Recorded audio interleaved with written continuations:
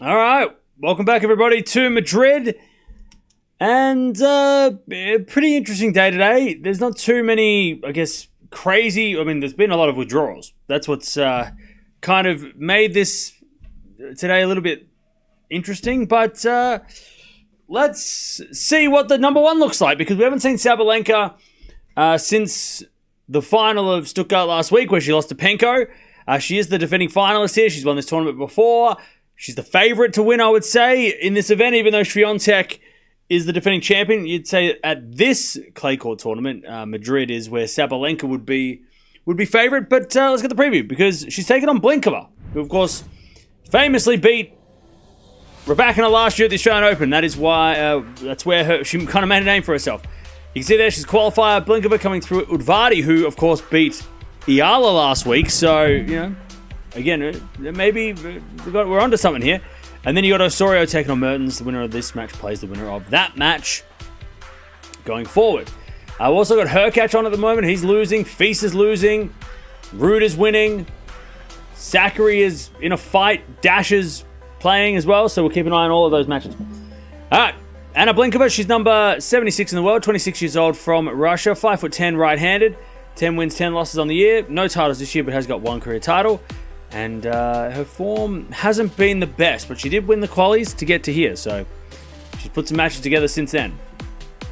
And Aryna Sabalenka, world number one. She is 26 years old from Belarus. 5'11", right-handed. 25 wins, 5 losses on the year. 2 titles this year. 19 career titles. And her form has been great, despite losing in Stuttgart's final. 3-0 head-to-head in favor of Sabalenka. Blinkova hasn't won a set for 5 years against Sabalenka. And that was on a clay court, though. But they played at Wimbledon a couple of years ago, and Sabalenka won in straights. So we'll see. We'll see what happens with if Blinkova can surprise. All right. So, yeah, I don't know what's going on with Fils. I literally looked over and he was winning. And then I went live and he was losing. So I don't know what's going on with Arthur Fils. Hurkacz is coming back for the first time in a while, so I'm not surprised he's in trouble. Dasher is up a set and back on serve. So Badosa pulled out today, which I think yesterday we were talking about that could happen. So she withdrew, unfortunately. She just can't get back on court. Of course, Alcaraz pulled out yesterday. So the two massive Spanish names are out. And also Mutua pulled out yesterday. Medi got a walkover. Yeah, Medi got through. Jera pulled out. So Medi got a walkover. So some of you are probably wondering, why did Medvedev get a walkover and Kudermetova didn't? So because Badosa's seeded and hasn't played yet, she was replaced. Whereas Jera, he had already beaten Fognini. So Medvedev got a walkover and not a lucky loser because Jera had already played a match. So basically, if you haven't played your first match yet and you withdraw, you will get replaced. But if you're playing someone who has played a match already, you will get a walkover. So that's the difference between those two situations. So Medvedev, first player into the third round, and he hasn't had to play any matches. He might play Auger-Aliassime, though, so that could be interesting. Then Rune versus Medi, fourth round, maybe. So it's a pretty interesting little draw, that one. But yeah, I don't know, Chad. Like, I don't know. I don't want to put a downer on the tournament. We're just getting started. But I mean, with all these names out, it's getting like. I mean, Djokovic is obviously still around, but Swiatek and Sabalenka. But I don't know. Madrid just kind of feels a little empty at the moment, especially with Alcaraz out and no Sinner. I don't know. It just feels a little empty to start the tournament. Hopefully, it gets good, but it just kind of feels like. Especially on the men's side, it just kind of feels, without Alcaraz obviously being the clay court guy, it's like, oh man, the massive blow to the tournament. And then obviously no Sinner, it's like, oh, double. And Zverev hasn't been great. And Djokovic, what's he going to do? I don't know. I feel like, I don't know. The men's event's not, just a lot of excitement thanks to, unfortunately, because those guys withdrew. But on the women's side, I think, women's side has still got some potential. Some good matches to come. So, Noskova Swiatek tomorrow is going to be great. Keys Kalinskaya. I mean, there's some good ones going on. But yeah, on the men's side, it just feels empty. It feels empty. Hopefully the players that are supposed to win and fill the gap. But yeah, it just feels a little empty. Sakkari just won the first set against Lynette, by the way. Madrid always feels weird. Yeah, I guess it's because it's like right in the middle of the clay court season. So, like last year, right? I mean, everybody got injured or was injured coming in, or retired or withdrew from the men's side. So, yeah, it just feels. I don't know. On the men's side of things, is Madrid sort of like the tournament that people take off? Is that sort of like the middle event where they're like, yeah, I'll just go play Rome. I don't need to play Madrid. Is it like the break, the time where, if you're going to take a break, you take it now? Because it seems like that seems to be the thing. For the men's side, if someone like Zverev, I feel, has to pounce. Oh yeah, if Zverev like takes advantage of this of Alcaraz and stuff not being there, that'd be great.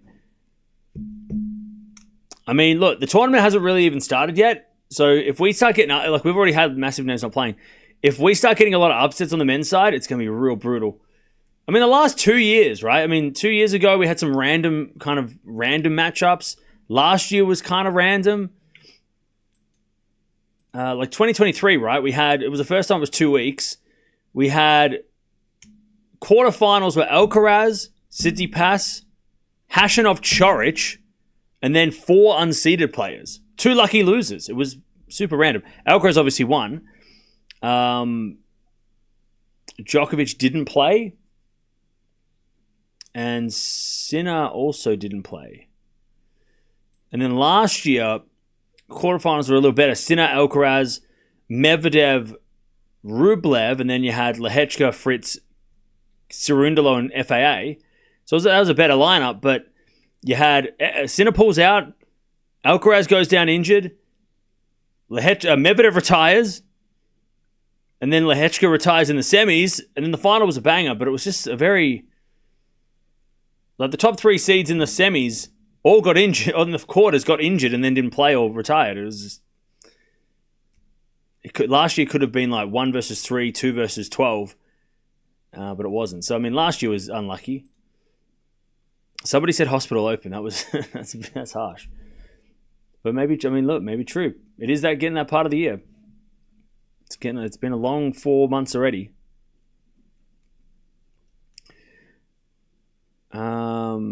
Who's your favorite to win this tournament now? I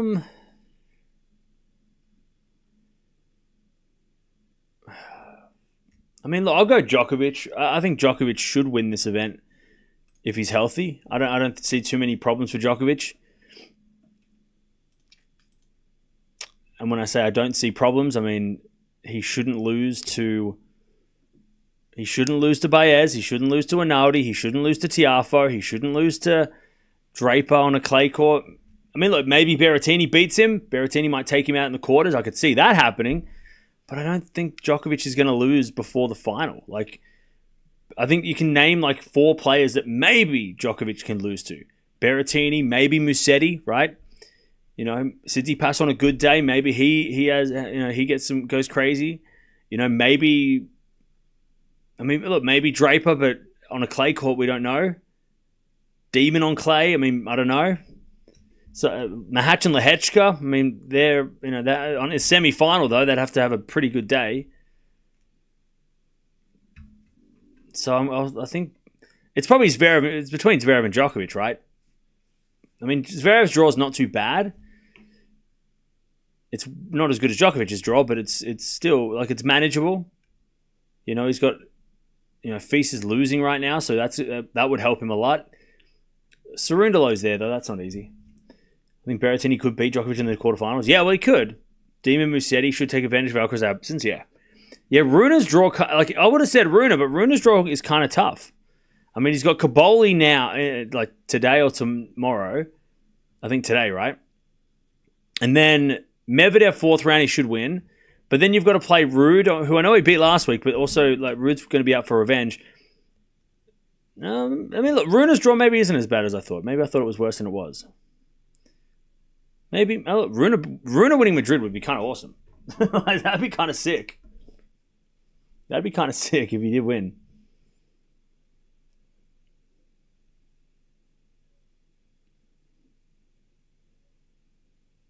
Condolences for the Bombers lost today. I don't want to talk about it. I hate Collingwood. I hate them. I hate them. I'm not a. I don't like them at all. I don't like them at all. I don't like them at all. I don't like them. Elliot, get stuffed. Side bottom, get stuffed. Djokovic, get stuffed. The Dacos brothers, they can get stuffed. Always when they're the same players always beat us. Every time we play them. Elliot kicks 5 and takes mark of the year. Side bottom gets 27 million touches. Djokovic just muscles our defenders. It's like every time we play them, it's the same friggin' players. Which is why I just don't like them. I just don't like them. I don't like them. I don't like them, chap. How does 35-year-olds kick our team's ass? How are old people kicking our ass? It's shit. Anyways, whatever. It's just not a... Doesn't matter. We're going to play Kangaroos. We're going to kick their ass next week. We got 4 matches in a row, and Bombers are going to win 4 in a row now.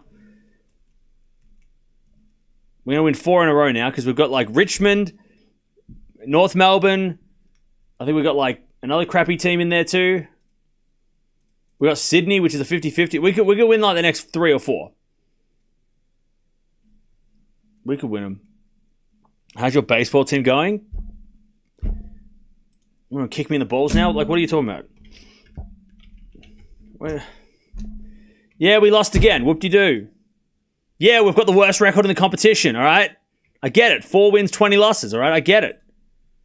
All right? We're worse than the White Sox. I get it. God damn it.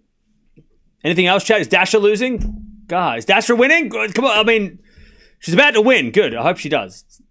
Brighten my day. I need a win today. If Runa keeps his cool, you have a chance to win this one. Yeah, Runa's got a good opportunity for sure. I would love Runa to win this, to be honest. That'd be really cool. Imagine going to Rome with Alcaraz, Runa, Sinner coming back, and then Runa has won Barcelona and Madrid. That'd be sick. That'd be so sick.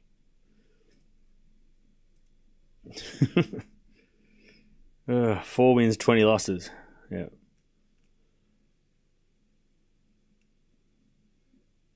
Just saw the stat that number 1, Hewitt, didn't know Hewitt had a really long stint. Yeah, Hewitt was number 1 for ages. I'm scared Runa might not back it up, but I hope I'm wrong. Okay. Cam, no complaining. You were doing number 1 seed. Makes sense. Well, good. I'm glad you're not complaining. All right. Here we go. Sabalenka to serve. Nice warm day it looks like as well. It's a weird day today because I don't know what we watch. I mean, we're going to watch Sabalenka. We're going to watch Raducanu later because All right, Sabalenka to serve. And it's a big serve to start. 15 love. Runa Djokovic final. I'm all if we get that final, great. I'd love that. I don't know what we watched today because it's a little bit weird. It's a bit of a weird day. Like Zverev is playing. Who's he playing? Zverev, Batista, Agu. That feels like a 4-hour match. I don't know. I don't know what we do today. As we had double fault from Sabalenka after a great serve. So it's 15-all. Yeah, Zverev RBA seems like a slog. Yeah. I don't think I can put myself through that this early in the tournament. See that? Chad, this is another thing. I'm sorry I'm complaining so much. But with these 2-week Masters, like the way I have to do these is way different to when we have like a 1-week Master where we can just watch like 20 matches at the same time. I've got to treat this like a slam where I have to like pace myself and I can't watch like 7 matches on day 1, otherwise I won't have a voice. yeah. These 2-week Masters are like and plus we got 2 back-to-back, so I got to pace myself. So I would watch Zverev RBA in a normal situation, but because of the length of this event, if I watch that and we watch everything else, it's like some of these matches are going to take it out of me. And I'm going to be out of it before the final. So it goes out by Blinkova and it's 40-15. These Masters are a drag, I'm not going to lie. Yeah, they take a lot of concentration, like for fans. Like you gotta lock in for 2 whole weeks. It's a lot to.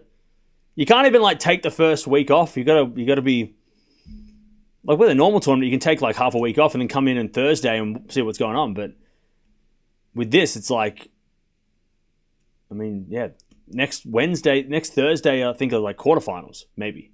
Drop shot Sabalenka's too good, and it's 1-love. So yeah, but I don't know. I haven't heard one person say that 2-week Masters are a good thing. Besides, obviously, the tournaments and stuff, that they love it. But I haven't heard one person. Chad, let's flip it around because we always talk down on these tournaments because of the 2 weeks.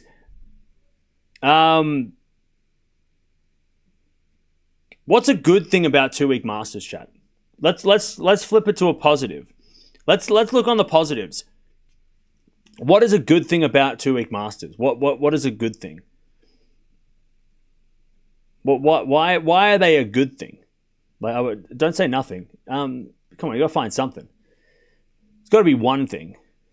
The tournament make more money. Like that's a good thing. Maybe not for fans, but you know, nothing. Literally nothing. It's got to be something. Anyways, return goes wide. I'll tell you what. Okay, I'll start, right? If it rains, it's not as detrimental to the tournament schedule. If it rains. There's days, if it rains, it allows for the tournament not to have to play into a Monday, right? That's one thing. If it does rain, it doesn't really matter in Madrid. But if it rains in Rome, we don't have to worry about playing 3 matches at the same day. You know, we still have plenty of cushion to like schedule the matches without having to, you know, play 5 matches play semi-finals and finals on the same day, right? I think that's a good thing. But I mean that's one. Can anyone else think of anything else? 30 Love, Hubie lost. Yeah, I'm not surprised. He's coming back from not playing for a lot of time, so no surprise there. As the return goes in, the forehand of Blinkova, Blinkova puts away. 40 Love.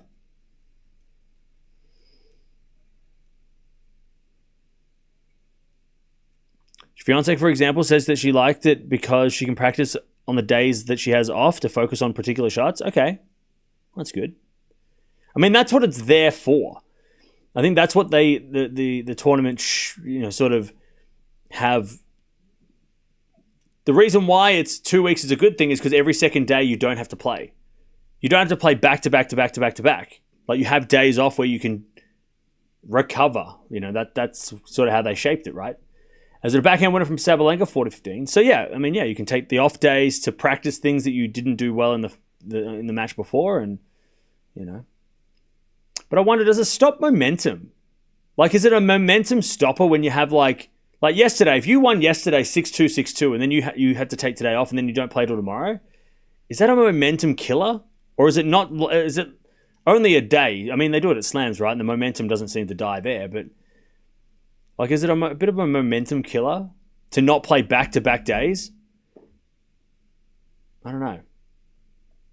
I mean, not if you play a 3-hour match, you know, having a day off is probably not the worst thing for you. 40-30. 40-30. Blinkova to get the game. More cons and pros. Yeah, that's what I'm trying to focus on. trying to figure out what are the good things about it. What are the pros about it? 40-30. Not as much heavy on the body also for players compared to 1 week. Okay, fair enough. There's a return winner by Sabalenka. All right. We get the deuce. It's good for those who play long 3-setters every round. Yeah, true. Gerald withdrew. Yeah. Yep. Thank you for telling me. Thank you for screaming it at me. I know. I spoke about it at the start of the stream, but thank you for reminding me. Sabalenka backhand goes wide, and it's advantage Blinkova. Second good thing is more rest days for Raducanu. Well, Milovan, I mean, mate, I'm glad that you're happy about that. Cuts down on travel. Yeah, true. I mean, yeah, you don't have to travel as much from tournament to tournament if it's like you're in one place for 2 weeks. True. That's a good one. All right, advantage Blinkova. As we just serve to the back of Sabalenka. Blinkova hits it out. Good return from Sabalenka, and it's back to deuce.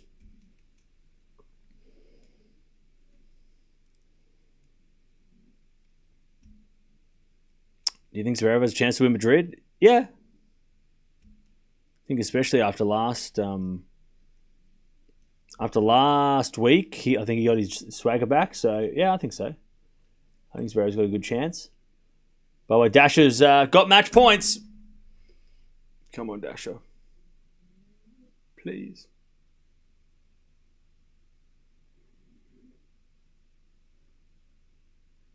Also, Sakkari's up a set and a break. And Feast is trying to get back into his match. And Cerundolo's about to win against Mayotte. Or Mayo? All right, advantage Blinkova. Is it back and returning to the backhand of Blinkova. Forehand from Sabalenka, the slice of Blinkova. And Sabalenka forehand cross winner, and it's back to deuce. Great tip. Bombers blitz 4 straight. That's what I hope. That's what I hope. I was so excited at the start of the third quarter when we kicked the goal to go in front, and then we just couldn't kick another one. But next Thursday night we got Kangaroos at Marvel Stadium, which we should win. If we lose that, I'm going to cry. Then we got Marvel Stadium against Sydney on Saturday afternoon, which we should. I mean, that's a 50-50, but we've got an. I mean, Sydney are not unbeatable. And then we have Western Bulldogs and Marvel. That's a 50-50. And then we have Tigers at the G in the end of May, which we should win that. And then Brisbane at the Gabba, we probably won't win that. So we should win 2 of the next 4, possibly 3 of the next. If we win 3 of the next 4, it means we won one of the 50-50s. I'll be so happy. We will definitely beat Richmond and definitely beat Kangaroos. But if we can beat Bulldogs or Sydney, that is. We could win 3 of the next 4. If we go 3 out of the next 4, I'll be so happy. And then we've got Carlton at the MCG. Oh, that's a good one. When's that on? 9th of June. Chat, do I have to work on that day? 9th of June. Wait. 8th of June. Oh, it's the French. Oh, no. It's on the French Open final. Damn it. Wait, when's the French Open final happen? Damn it. It's during the men's final of the French. Hang on. Anyways, advantage Sabalenka. God, why couldn't it be on Monday? Why couldn't it be on a Monday? Why couldn't it be in the afternoon? Damn it. Anyways, drop shot Sabalenka. Blinkova gets it. Sabalenka forehand lob. Great defense from Sabalenka. All right.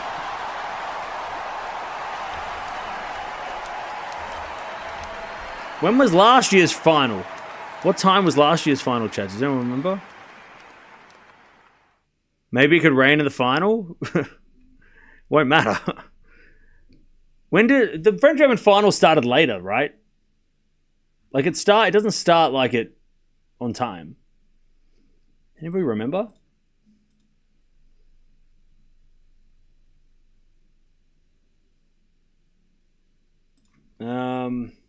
11 p.m. my time? Yeah, I mean, I could probably go to the footy. 3 p.m. local time? So, okay, 3 p.m. Paris is 11 here. Okay, so it's 11 p.m. my time. It's cutting it too fine. Cutting it too fine. If God, that sucks. If they weren't playing at 7 o'clock at night, I'd probably go. But they are. It's just, if it was the week after, it'd be fine. Cool, Maresmo, change it, yeah. Can you make it a night final? Roland Garros night final, please. Make it at 7 p.m. That'd be great. All right, 15 love. Sabalenka's already got the break 2 love. Sort of back in now. Sabalenka into the forehand of Blinkova. Blinkova in the net. 30 love.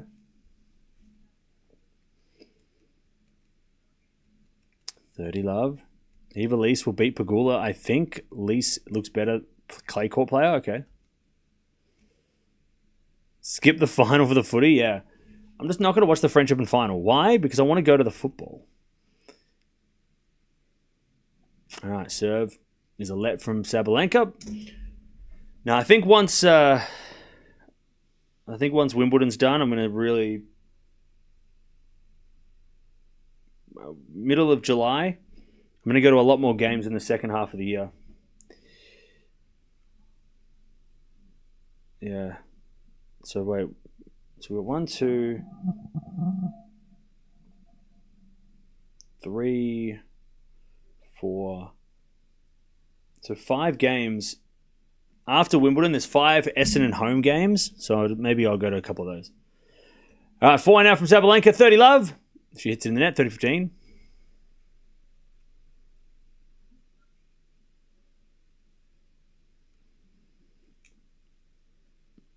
Bolter won only 11 points on serve against Paolini. That's crazy.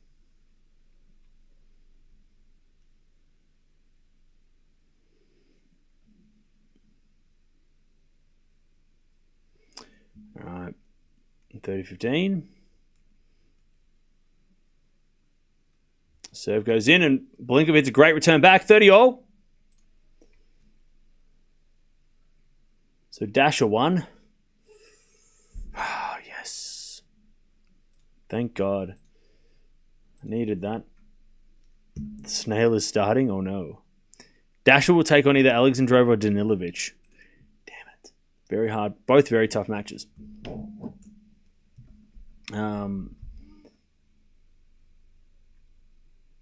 Yeah, Feast is down a set and a break. He's in trouble. Also, Rude must have won, right? He must have got the win. I missed his match.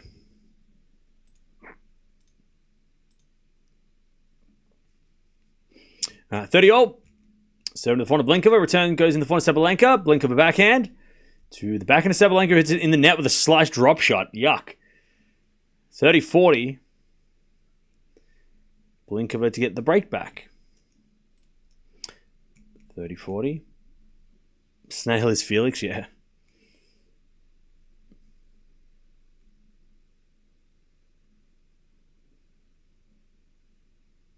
$30-40. As Blinkova returns. Into the back into Sabalenka. Blinkova again at the back into Sabalenka, who hits a winner. Nice. Back to deuce. So tomorrow we've got Fonseca Paul, Arnaud Djokovic.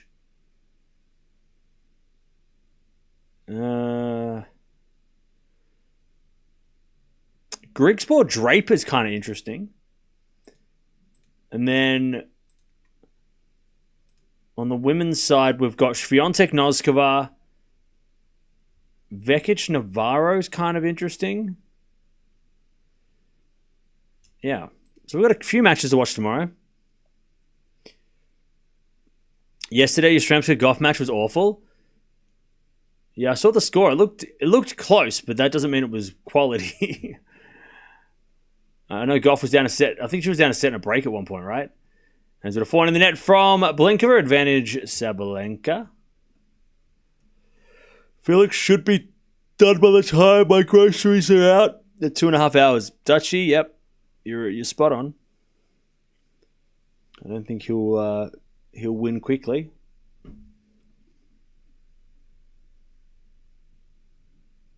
Advantage Sabalenka. As the return goes out by Blinkova, and it's 3-love.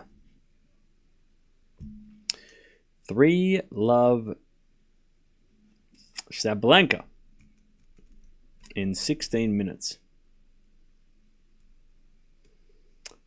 Yastrzemska took an injury timeout, and Gauff was playing bad. Oh man. Well, she won though, Gauff, so that's a good thing. Look, I don't like if Gauff plays bad. Okay, whatever. But if she wins, like it's the times where she plays bad, she loses. That's the times that I think it's the most frustrating, right? But if she wins, gets to the quarterfinals, semifinals, and it doesn't really matter how she plays as long as she gets the wins. If he's yelling at the umpire, he's refusing to play, he's going to get kicked out of the tournament. Gauff's never made a final here? Really? A quarterfinal here? Really? What's Gauff's results here? That's interesting.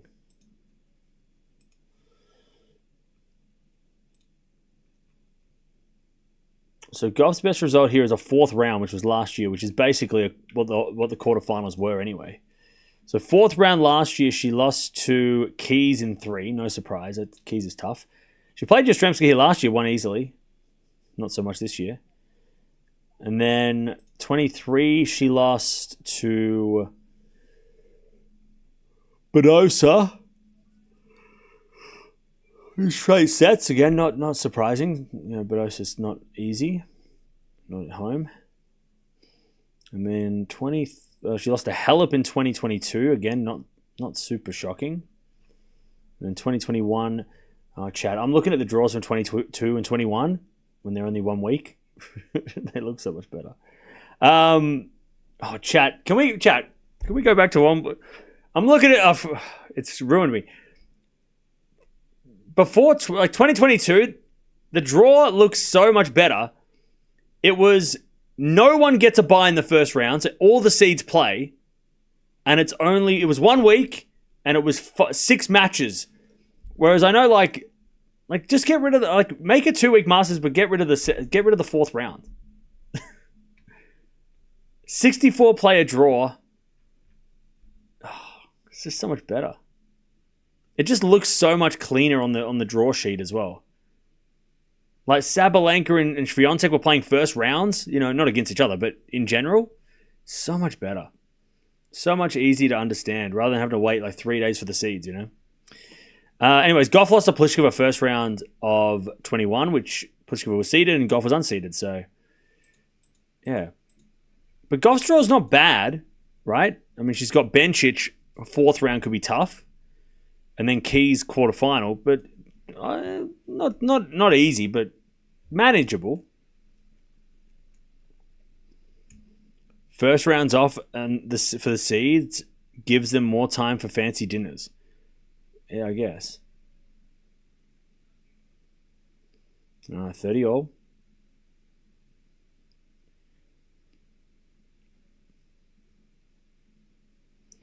So to serve again from Blinkova. 30 all. As we return now, slice from Sabalenka. Blinkova backhand. And Sabalenka gets a backhand winner down the line. 40-30. 30-40.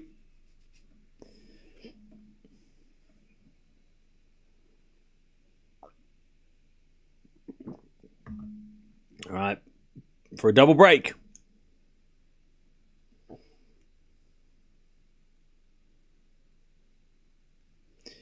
As Blinkova serves to the forehand of Sabalenka. Return goes long. Deuce. Face exploded. Well, he's losing, so understandably angry. All right. Back to deuce. Blinkova hanging on. Sort of fault second serve.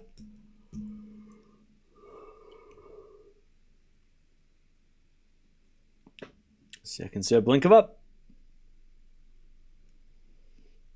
As the return goes into the forehand of Blinkova. Back in a Sabalenka winner. Advantage Sabalenka. For a double break. Sabalenka's partner in the house.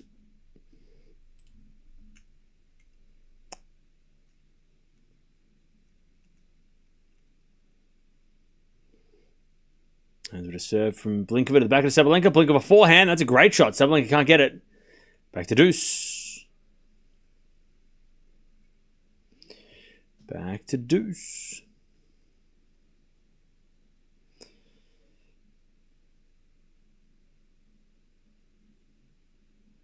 Serve again, Blinkova. Into the corner, Sabalenka. Good return of the slice to Blinkova. Sabalenka backhand. Winner down the line, and it's advantage Sabalenka. By the way, yeah, speaking of Bencic, so Bencic, I think she won this event, right? Pretty sure she won Madrid.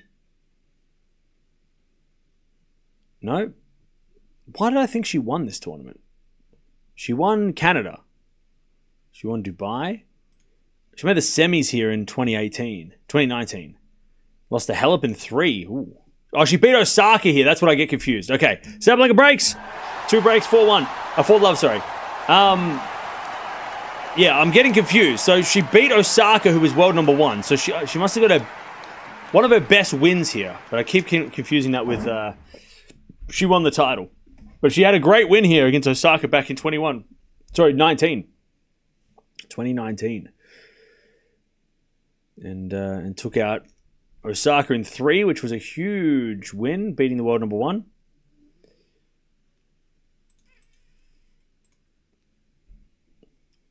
Bencic kind of owns Osaka in the head-to-head. Yeah, it's an interesting head-to-head. 15 love.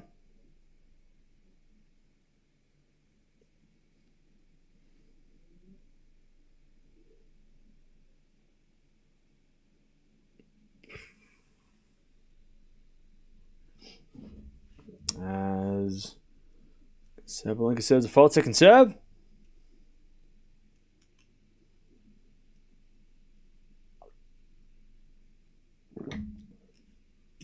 Second serve, the backhand of Blinkova. She hits it out in the return.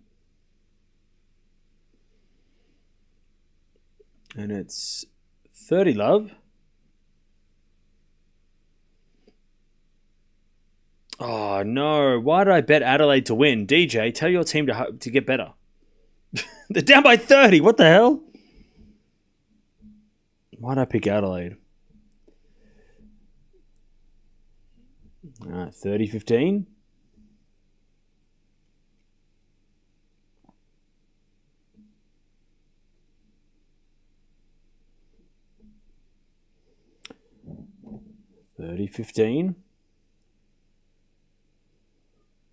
Serve in the backhand of Blinkova. Forehand from Sabalenka. Again, the backhand of Blinkova.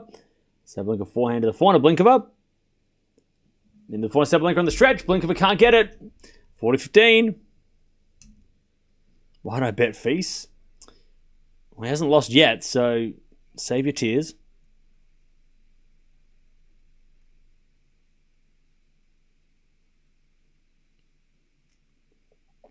All right, serve again from Sabalenka. Into the backhand of Blinkova. Serve volley Sabalenka. Okay. Love goes up by Blinkova. And Sabalenka puts away the forehand. Wow. Sabalenka, you know she's feeling good if she's doing that. 5 love. Sabalenka is serving, volleying her way to victory. All right. 5 love.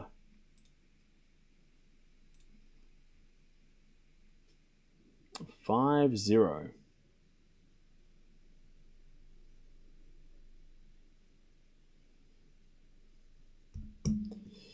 All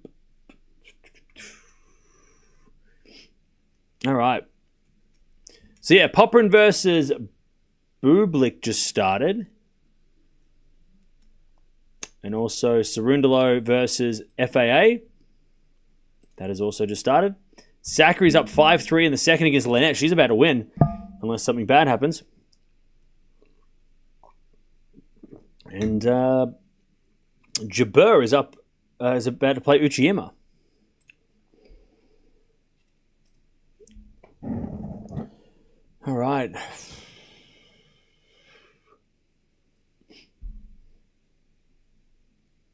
Bencic will beat Gauff if they meet. Yeah, Bencic is playing way too well for... Well, she's playing too well for a lot of players, right?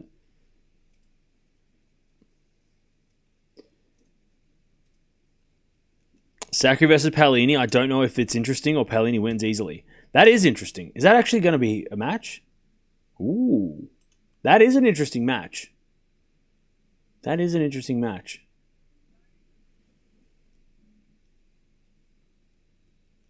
I'm just having a look at the top half of the draw. So Sabalenka will take on either Mertens or Osorio. Raducanu, by the way, if she beats Kostyuk, could make the fourth round and play Zhang. For all those Raducanu fans out there, you get excited. Pegula or Jabeur, third round. That could be fun. Sakari Paolini is a good match. I like that. Raducanu Svitolina, maybe. So yeah, there's some interesting matches. Feast is out.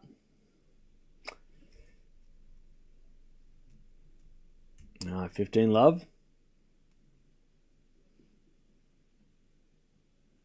There's a serve again from Blinkova. There's a let. That's a shock. Yeah, for sure. I mean, Comesanya's not... You can play on clay, but to beat Feast, who's only lost to Alcaraz on clay the last 2 weeks, I mean, that's huge. There's a return now from Sabalenka. The backhand of Blinkova. Forehand from Sabalenka. To the forehand of Blinkova. The Sabalenka slice. Into the backhand of Blinkova. Drop shot's good, but Sabalenka's got it. Puts it away. 15-all.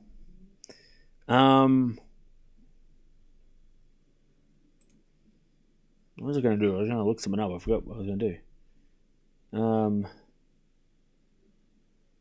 Can't remember. What was I going to do? I was going to do something. Chat up. Can't remember. Anyway, it's 15-all. Return Sabalenka goes wide. 30-15.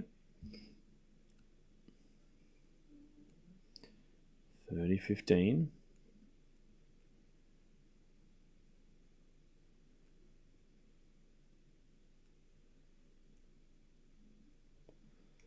Serve again. To the forehand of Sabalenka. Forehand Blinkova, but no, Sabalenka hit it long. 40-15.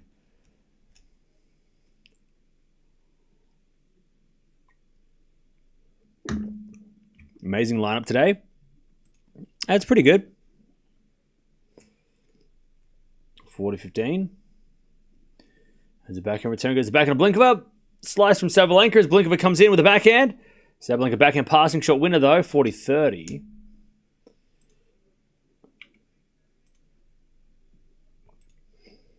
40-30. Oh yeah, that's what I was going to look at the schedule. So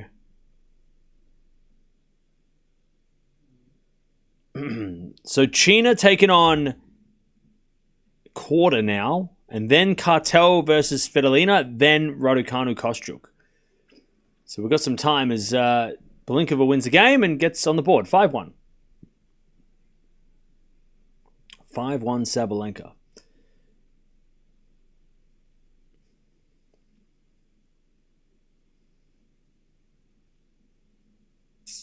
Yeah, there's not much going on between now and then. Between now and Raducanu.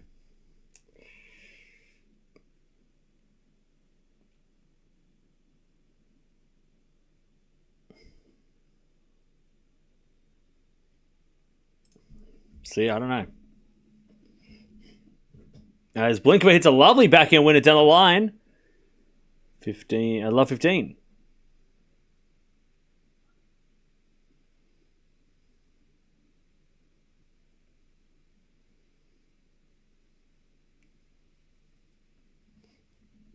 Bencic is 14th in the race of the finals, and Paolini is 15th. Wow. Serve. Here's a fault. Second serve.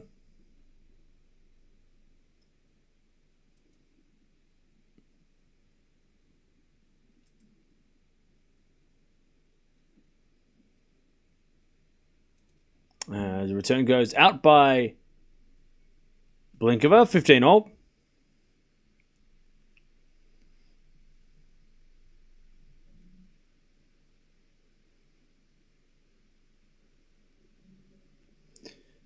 Serve again from Sabalenka.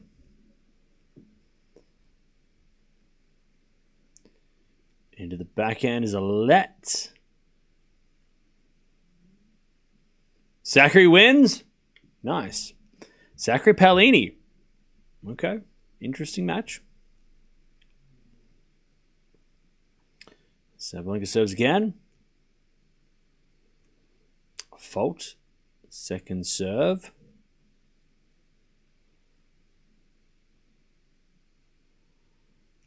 Second serve. Into the backhand of Blinkova. Backhand of Sabalenka.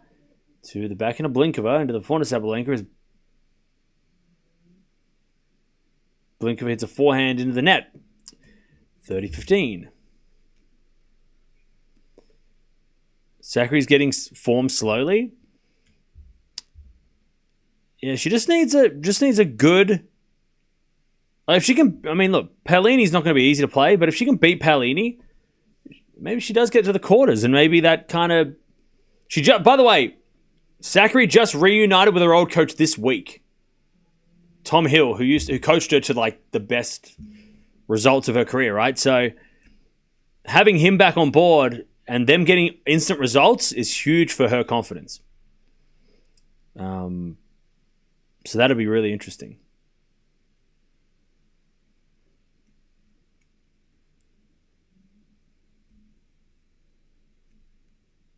All right, 30-all. Serving to the forehand of Blinkova. Good return to slice of Sabalenka. Blinkova volley is too good. 30-40. Blinkova to get one of the breaks back.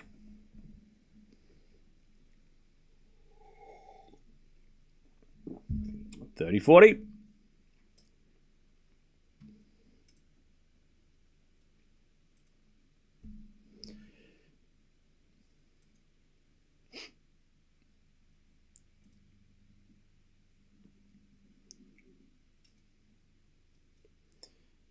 $30-40. As we had a fault from Sabalenka. Second serve.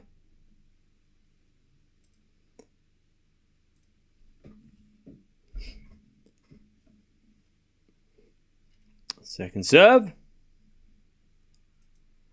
Into the backhand of Blinkova. Backhand of Sabalenka is wide. One of the breaks back. 5-2 Sabalenka, but Blinkova gets one back. All right.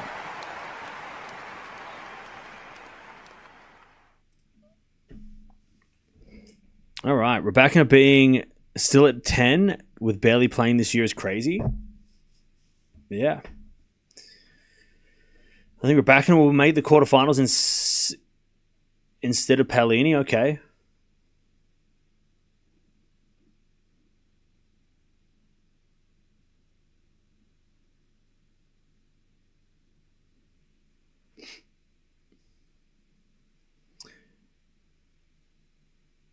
Zachary generally plays well here. Yeah. Crows it down by 5 goals. DJ, why? Why did I put money on him? I don't know why. I just thought that Fremantle were not going to kick that many goals. I thought Adelaide were back after last week.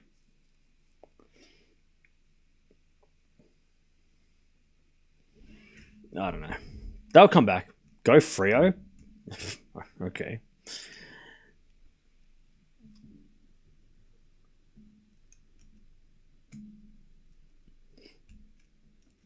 Keys is also defending semi-final points here. Oh, is she? Yeah. She beat Gauff here last year, right? Is that what I said earlier? I can't remember. They've been struggling with their running lately? Okay. Interesting. -6.5 is looking suspect now. What are you talking about? Zachary desperately needed these wins. Oh, yeah. As Blinkova hits a lovely volley winner. All right, 15 love. Sabalenka's in a bit of a fight now. 15 love.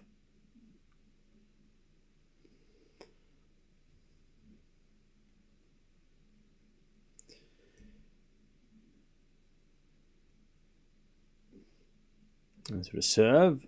Into the net from Blinkova. Second serve.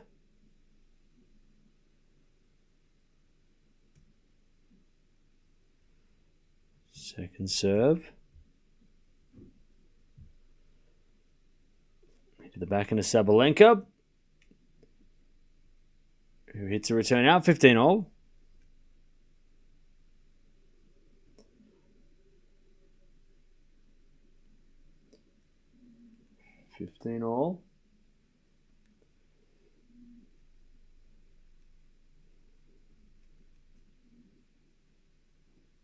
As Blinkova serves again.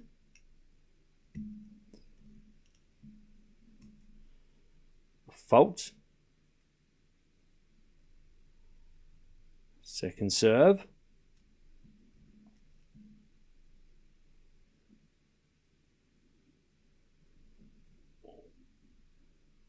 Serving to the forehand of Sabalenka. Return goes down the line for a winner. 15-30.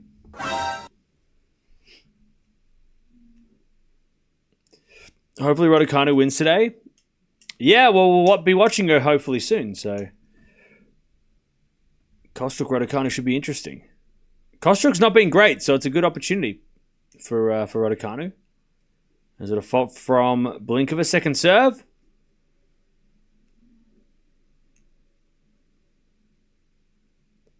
Second serve.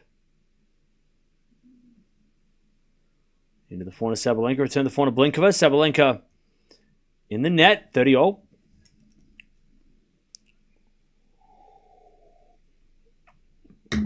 Oh, you're only down by 4 goals now? Let's go. Who's been doing anything for Freo, though? Who plays for Freo?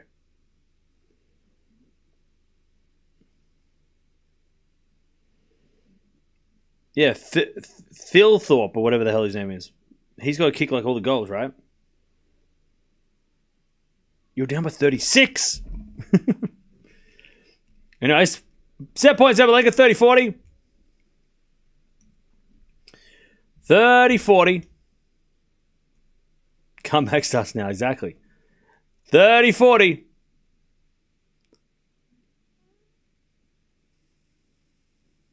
Sabalenka with a set point.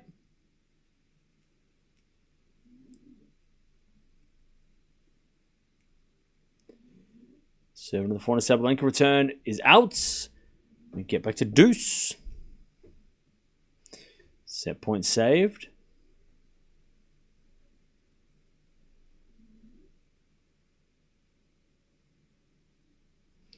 What do you think has stopped Sabalenka from winning the finals that she should have won? You think pressure is a factor or it's just mindset? I mean, look. I think the pressure in the final of the Australian Open was definitely got to her. And I think she was disappointed that as you saw a reaction, right? Breaks a racket straight after. So I think the final of the Australian Open, when you put down to pressure, trying to win 3 in a row, trying to win another Grand Slam, which is already hard to win, being that close at the end as well, serving to stay in the match, the serve let her down, that kind of thing. So I think you can probably put that one down to pressure. I think the one when she lost to Andreeva, though, I think you just got to credit Andreeva. I mean, Andreeva was just playing well the whole couple of weeks, right? I mean, I don't think that one was. I don't think Sabalenka lost that more than it was, Andreeva winning, right? And then last week, I think she just got stunned. Penko just came out and went, you know what? I've been having a great week and I'm just going to keep it going. So I think she just got a little bit stunned by Penko last week. So yeah, I would only put down the only final she's lost to pressure, I think, was Australia.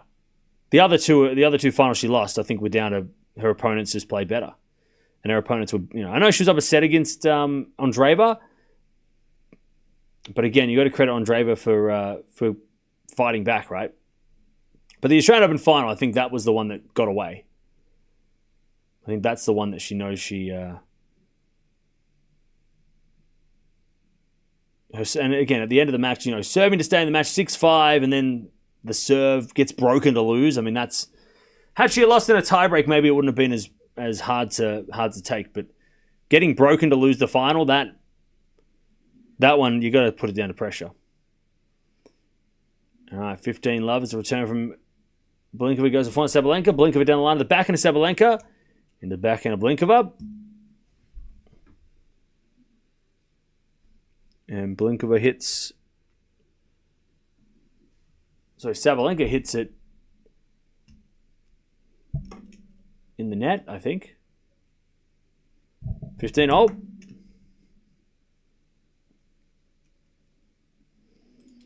15 all. There's a bit of fault from Sabalenka. Second serve.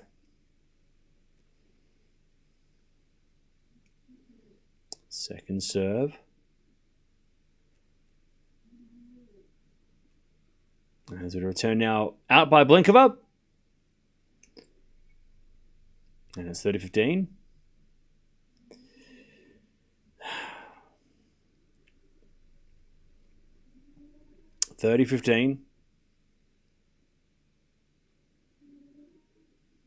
And as with a serve into the net from Sabalenka, second serve.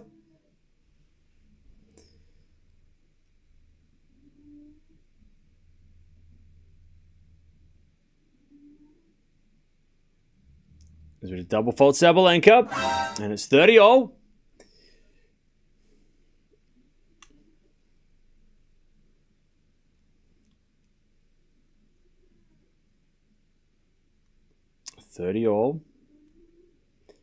Sabalenka was up 5-love. She says a fault. Second serve.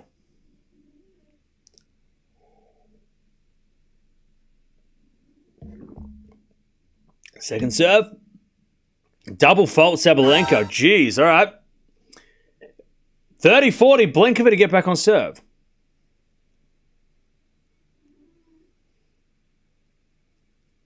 30-40.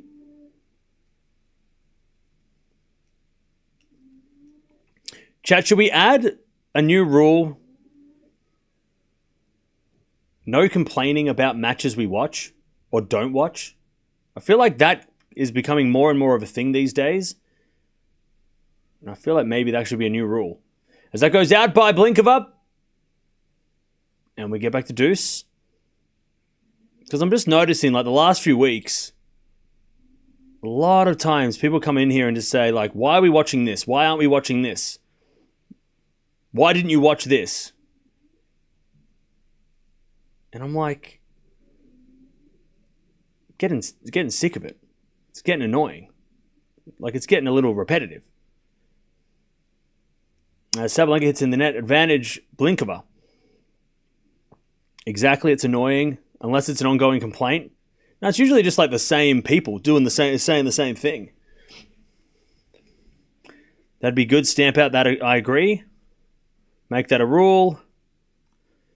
All right. As a backhand return out of the backhand of Sabalenka. Backhand it from Blinkova. Into the forehand of Sabalenka. She puts it away and we're back to deuce. All right. Cool. I'm glad there's a lot of people in the chat that agree. So it's not just me. It's not just me seeing it, right? Like, you guys are also noticing that there's getting a lot of complaints, or a lot of people just for some reason. I get it. I can't watch everything. I'm one person, literally. I can't watch every match ever. I wish I could, but I can't. But also, like, respect the matches I watch. I try and pick the matches that I want the majority to like, or at least I think the majority of people will like. I don't just pick matches that I want to watch. I'm not selfish like that.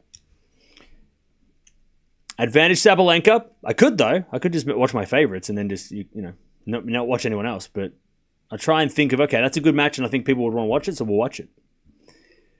But, I just don't know why people are complaining every day about every match we watch or don't watch. It's just really clogging the chat. You just got to move on, or get WTA TV and so you can watch it yourself, or just keep it to yourself. I don't know. Why aren't we watching Avengers Endgame? Good question. That'd be awesome. I'd love to watch that. Anyways, Sabalenka trying to win this set. She's had a few set points. As Blinkova goes down the line to slice Sabalenka. Volley from Blinkova. It's too good. All right. Advantage Blinkova. Yeah, we should watch that. All right, advantage Blinkova to get back on serve.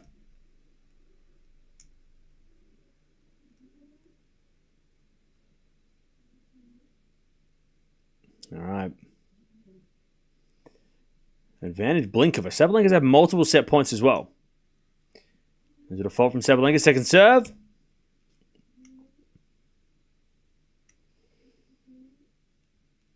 Second serve. Into the back end of Blinkova. Return goes in. And Sabalenka puts it away. Back to deuce. Alright, cool. So add that to the rules. We'll make that a rule because I feel like it just...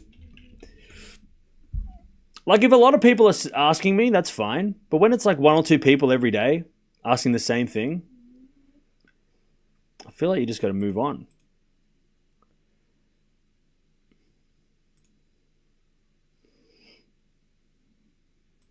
All right.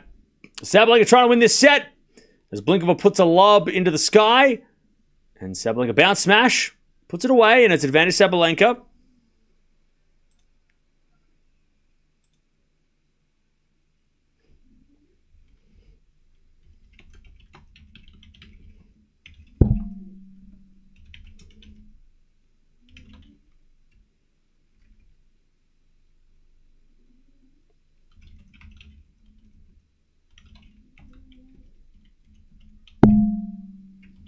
As the return goes in to the forehand of Sabalenka, sliced. Blinkova with a drop shot.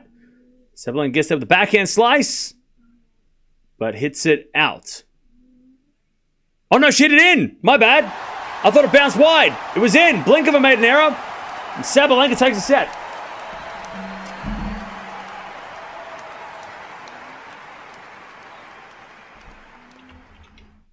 All right, cool. So that is officially a rule now. There we go. Mods. The rule now officially states that we will not tolerate people complaining about matches that we're watching or that we're not watching. So please don't complain about matches that we watch or don't watch, as that will now be a breaking of the rules. So yeah. Just ignore complaining messages. It's that simple. I'm not rude to anyone, just saying some things that I noticed. You see, Milivan, you know that you're the reason the last couple of days. You know, and look, I get it. You don't want to watch Raducanu, you don't like her. But every day, mate, every day. Like, the passive aggressiveness from your comments really are just bringing down. And then you're trying to bring other people into you're trying to recruit people to try and, gang up on, I don't know what you're doing. You're trying to get Alan to agree with you so then you can, I don't know what you're doing. So just leave it, mate. But now it's become a rule. So, and everyone else is obviously noticing it. Otherwise, other people would have been like, who's complaining? But everyone else is like, yeah, let's stop that shit. So, just brother. If you don't want to watch Raducanu, fine. But don't be like, oh, I want to watch Alexandrova and Danilovic. Oh, but she's not Eala. That shit's so petty, mate. Move on. Oh, I wish I could watch Danilovic, but she's not as popular. You can. You just have to pay for the service to watch it. Don't complain to me about it, mate. So, yeah. I mean, I've ignored it for weeks, so I feel like we need to knock it on the head because it's becoming too common that this is happening.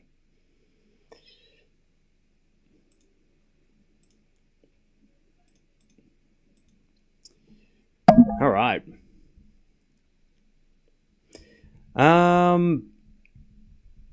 First set in the bag goes to Sabalenka.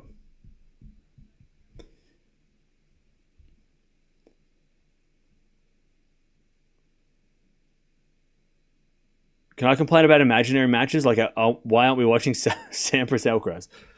No, because that'll encourage people to complain about other things. All right. Sabalenka 6-3. As a return goes in from Sabalenka, love 15.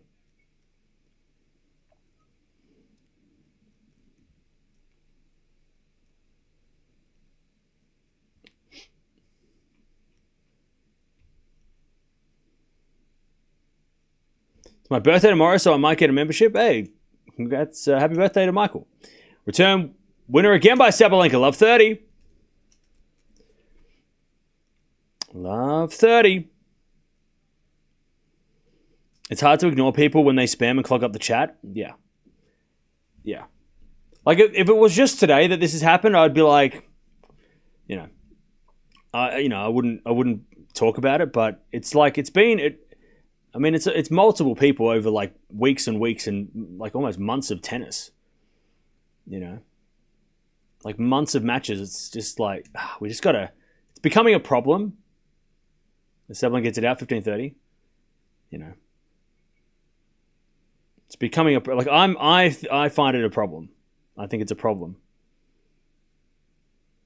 And I get it. People are asking, like, curious, like, why aren't we watching Medvedev? Or why aren't we? I get that. But if it's like, why are we watching this player? This is not who I want to watch. I don't want you to watch this. Like you're telling me who to watch? Like, bro, I don't have to watch anything. I could sit here and watch this without streaming at all. But obviously I want to stream and I want to talk about these matches. So I'm going to pick the ones that I want to watch. And also that I think people want to watch too. I could just watch Dasher all day. But I didn't watch her today because we're watching Sabalenka. Because I want to see how Sabalenka looks, and I'm sure there's a lot of people out there who want to see Sabalenka, right? 40-30. But yeah. But we'll just knock it on the head from now on. If anyone's coming in here, guns blazing, and it's going to happen in the Raducanu match, so Deb, get ready. 40-30. As that goes out by Sabalenka, and Blinkova hits it out, and it's deuce. Why didn't we watch the footy? I know! Why don't you watch everything all the time? You should be live 24/7. What the hell? But yeah. And he's got a forehand return from Sabalenka into the forehand of Blinkova. Blinkova hits it wide, and it's advantage Sabalenka. But yeah. From now on, I think from now on as well, mods, if somebody comes in and asks a question, that's one thing. But if someone comes in and just constantly will not let it go and just constantly, trying to be like, why are we watching this? Why are we watching this? This is stupid. This is a dumb match. I don't like this person. Why are we watching this? They're the people that are complaining. That's a complaint. That's annoying. We don't need that. Is it a backhand rally? Sabalenka hits a drop shot. Blinkova forehand. Sabalenka just gets it.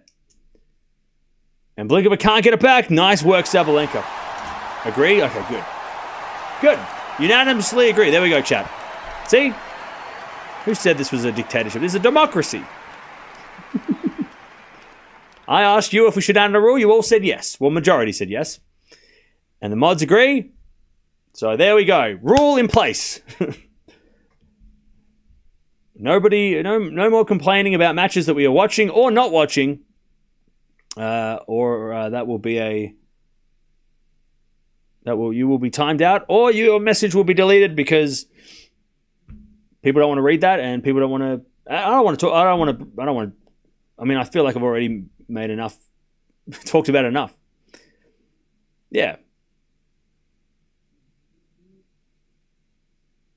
Sabalenka's up a set and a break. Done.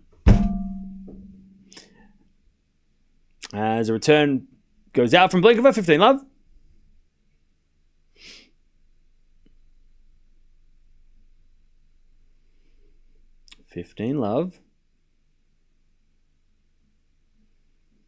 I thought you did that anyway. What? People that complain? Now, it's just never been a real... We haven't had a set rule. Because it's never really been a problem until the last couple of weeks where it just... I feel like a lot of messages have come through and I'm just like... Or just people not... It's more just people not... just not taking a hint. I let it go for a while and I've let it slide for a long time. But the people that are constantly coming back every day and making comments about not watching certain players or watching other players and questioning what's going on, why are we doing this, why are we not doing this, why are you watching my players? It's just been too it's just getting a little, my patience is getting a little thin. As Blinkovic's a lovely return winner, 15-30. So yeah, I've let it slide for a while, but now it's getting to a point now I think we just got to People that aren't taking the hints. So if you are one of those people that think you do come in here and complain, and you're like, oh, I think you might be talking about me, please don't do it. It's nobody in the chat wants that around here. We don't want that. You're bringing down the vibe. You're bringing the mood down. I don't want to read the chat and have like 3 people bitching about why we're not watching their favorite, because that doesn't make an interesting stream for me either. It doesn't make it fun for me to look at the chat and go, oh, nobody cares about this match, 30-all. All right, now let's focus on this match. 30-all. And we'll see how the Raducanu goes with the new rule. As we return now to the back of Sabalenka. Sabalenka gets it out 30-40.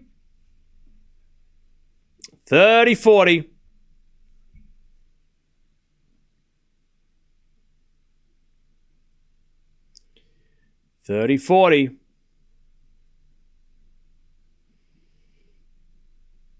As Sabalenka serves again.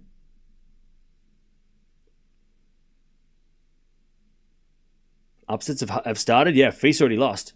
As we're to serve into the net from Sabalenka. Second serve. Second serve.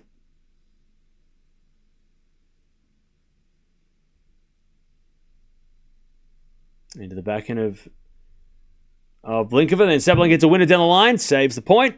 And it's deuce. We get to deuce. The real test is how the new Filipino viewers will handle the rule.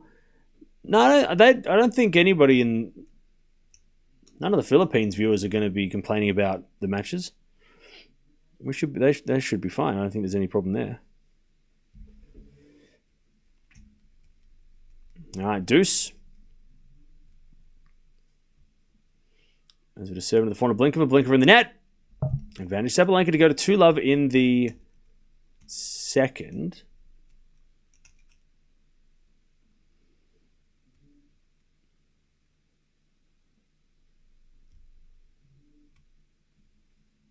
Serve again.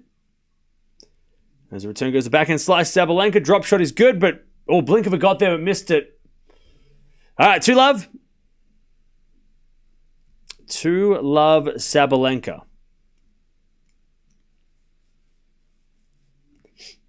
All right. 2-0. What happened to Feast? He lost. By the way, Bublik's about to win the first set against Popperin. FAA and Cerundolo are going at it. And they're slowly going. Also, Jaber's about to serve for the first set against Uchiyama. So there you go.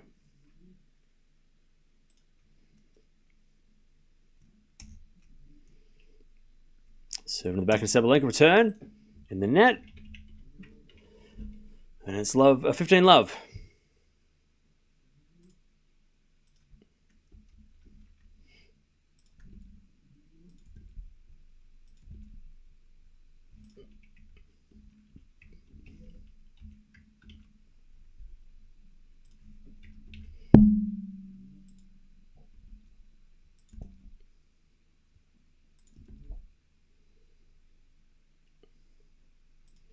Deb, can you just put the rules in the chat for 1 second? I want to see if it worked. I just fixed it up. 30-love. By the way, chat, did anyone else see what was it called? I guess it was called a draw of the new tournament that Bjorn Borg has put together, or at least he's named after, or the trophy is. Has anyone else seen it? The Tennis Legends Cup. It was really interesting. I'm kind of keen to see what it's all about. I think it's a great idea. What's that? Yeah, I saw a video of Bjorn Borg like pulling names out of a hat, and I was like, "What the hell is this?" Yeah, it's like an exhibition. I'll talk about it in a second, but 3015. It's a really interesting event. It's called the Legends Team Cup, and it's It's for the Borg. I think it's for like I think the trophy is called the Bjorn Borg Trophy. It's called a draft. It wasn't a draw. It was called a draft. They did a draft. They had 3 captains and 15 players, and they picked from the 15 players. So it was like it was a draft. It was really interesting. Interesting way of doing it. I kind of didn't mind it. 40-15. Yeah, I only found out about it yesterday this morning when I saw a video. 40-15. As return goes in the forehand of Blinkova, backing up from Sabalenka sliced. As Blinkova forehand inside out's a winner. And it's 2-1 Sabalenka with a break in the second. I kind of like the concept is, it's the first time they've ever done it. It says here, 3 elite teams, 18 legendary players, and $12 million prize pool. So the way it works is there's 3 teams of 5, and they do a round-robin format, 9 matches over 3 days, including 2 singles and a doubles. They do like the Laver Cup scoring, where it's 1 point day 1, 2 points day 2, 3 points day 3. So it's kind of like based loosely off a Laver Cup style. And then I think they play over like the year in different places. Like I think they play in like New York at some point. They go into Africa. They go into Asia. So the captains were Mark Philippoussis, Carlos Moya, and James Blake. So they were a part of the draft. So each of them got to pick between these 15 players that were like the player pool. And I was so shocked that Mark Philippoussis picked Juan Carlos Ferrero first. Like, he had the first pick of the draft, and he picked Ferrero, which is great. Ferrero's great. But he could have picked Team. He could have picked Tsonga. He could have picked Verdasco. He could have picked Ferrer. Philippoussis' team is very... I feel like he went for a lot of the older guys. Like, his team is Ferrero, Bagdatis, Stepanek, Bob Bryan, and Tommy Robredo. James Blake picked Tsonga, Haas, Lopez, Ferrer, and Querrey. And I think Carlos Moya's got the winning team. He's got Dominic Thiem, Diego Schwartzman, Verdasco, Mike Bryan, and Kohlschreiber. I think he's got the best team. I mean, he's got like 3 guys who have just retired. Like, he's got like 3 guys who have literally just retired in the last 6 months. So I think it's an interesting concept. I kind of wish, I kind of hope it adapts to the, you know how they have like Legends doubles and stuff at the Slams? I kind of wish it kind of was integrated with that, where like Legends doubles at Slams or Legends tournaments, this was kind of a part of that. Like, it would be cool to have like a Legends tour, because we haven't had one since like 2020. Like, I think it died when COVID happened. Yeah, Moya's got the crazy team. Like, he knew who to pick. He's like, I'm going to pick Dominic Thiem. Like, he just retired and he's got a crazy backhand. What are you talking about? I'm going to pick, Diego Schwartzman. He's still, like, he literally just finished. I don't know. Like, Moya's got such a stacked team. Also, I don't know if Juan Carlos Ferrero is going to play all the time. Like, because he's going to go coach Alcaraz, right? 30 love. As we're backhand slice from Sabalenka, and then Blinkova puts it away, 30-15. I would 100% watch that. Yeah, it's kind of cool, right? It's kind of a cool, it's a cool thing. I kind of, again, I hope that maybe in the future it kind of integrates with the Slams. So then these events are the Legends matches at the Slams instead of it being like just a bunch of random doubles matches. Yeah, the Bryan brothers are playing, but not on the same team. They're playing against each other. As that backhand goes long by Blinkova, 40-15. I love draft type tournaments. Yeah, I don't know how they would do drafts like for tennis, because it's not really a concept, right? But yeah. I don't know. I don't know. So,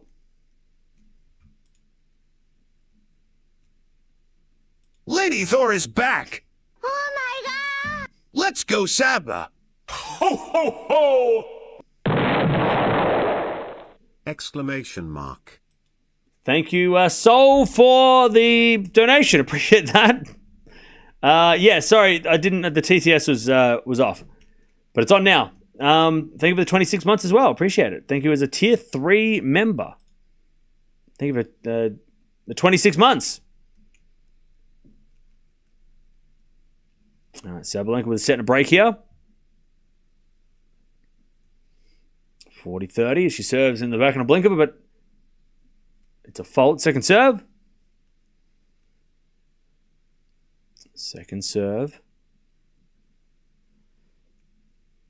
See, I wonder, chat. I wonder if Federer. Maybe it's you know how Federer's going to wants to get back into tennis. Now, hear me out, chat. Hear me out. As that goes out by Blinker, and it's 3-1. Hear me out, chat. Right. So if this Federer 2 weeks ago says, "Hey, I want to get back into shape so I can play exhibitions," and we're all going, "Oh, he can play Rafa," but maybe. Seeing that this Bjorn Borg style, well, this Bjorn Borg Cup, I think we can call it that for now. It has like a Laver Cup vibe about it. I wonder whether or not Federer meant, I want to play that. Like, does Federer want to play the Tennis Legends Cup, which is for the Bjorn Borg Trophy? I wonder whether or not he meant, I want to do that tournament. I want to play as a team thing. I want to do that thing with legends of the old. Not go on like a random tour and play Alcaraz, right? But you know what I mean? I don't know. Maybe feels weird that he talked about it last week and then Bjorn Borg does this Tennis Legends Cup. It just comes out of nowhere. Where the hell did this come from? I don't know. The scoring system of it is Laver Cup-esque. So you got to think that they asked Laver Cup and Federer saying, "Hey, can we use that format? It's kind of cool." Oh, hang on, I can do. You know what, chat? I'm smart. I can do some digging. I can find out who the I can try and find out who the organizers of this tournament were. I can find this out.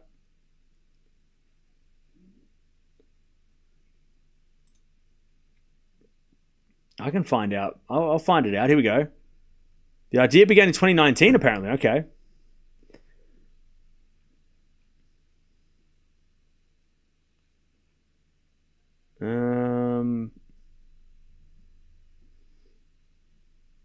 Oh, wait. Is this a continuation on that thing they did a couple of years ago? Where they played in that Coliseum stadium? Oh, it is. Oh, so it's just the next version of that that tournament they played in Croatia in that amphitheater that looked really crazy 2 years ago. Ah, it's like an evolution of that. So it's not brand new, but it's like the new version of what they'd already done in the last couple of years. Okay. Because Leighton was with Lendl, and they won that with their players.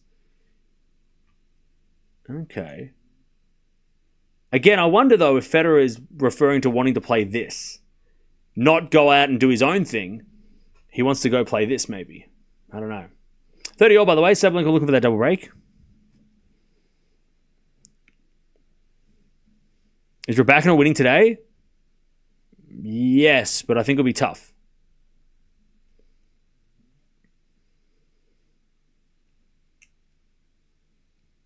Nice bit of serve from Blinkova. Return from Sabalenka as a slice. Blinkova forehand into the back of Sabalenka. Blinkova gets the point. Sabalenka overhits it, and it's 40-30. You know what? Another random thought chat. And this is probably more accurate. And just hear me out. 40-30. First serve's a fault, second serve. Djokovic is playing tomorrow. Probably tomorrow, this time tomorrow. In the afternoon. Serve. Into the forehand of Sabalenka. Good return winner, deuce. So, chat. Who remembers 2000 and... I want to say 2007? I want to say 2007. Who remembers 2008 and 2007? Who remembers 2007, 2008? Federer Sampras. Now, Sampras obviously had retired for a while, 5 years by then, right? Federer-Sampras went on a bit of an exhibition tour called the Clash of the Times. And it was it was an event in Kuala Lumpur. And it was a Sampras v Federer match, which was a rematch of the Wimbledon match they played, in 2001, which nobody knew at the time was going to be the changing the guard, but it was. That event is the last time, they played in New York as well, I think. Did they play in New York as well? I can't remember. I think they played another time as well.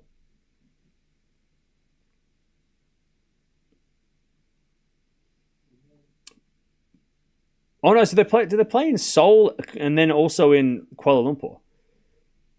Anyways, they played a couple of exhibition matches, those two, right?